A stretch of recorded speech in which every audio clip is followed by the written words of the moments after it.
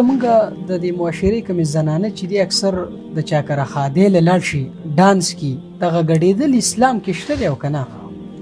حاجي تاسو خیال کړئ دا ښه معقول ضروري خبره ده. اکثر ښه پوه زنانې خو کور کې ورته میندې خویندې وي ته لږه وګډېږه او نن دې د رور کویدل ده او نن د پلاني کویدل ده. په لنډو خبره دا ده چې ګډېدل او ډانس دا نفس ګډېدل او ډانس په شریعت کې ممنوع دی.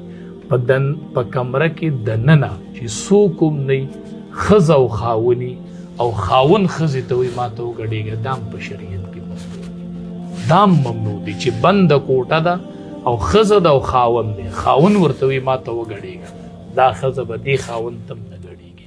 نفس ګډېدل او ډانس په شریعت کې حرام دی. ښځه خاون ته نشي ګډېدلی د دې بالکل گنجایش نشته، بالکل ناجایز او حرام پیل دی او زنانه دې د خپل حفاظت وکړي او ځان دې بچ کړي د دې ګناه نه الله دې حفاظت وکړي. آمین.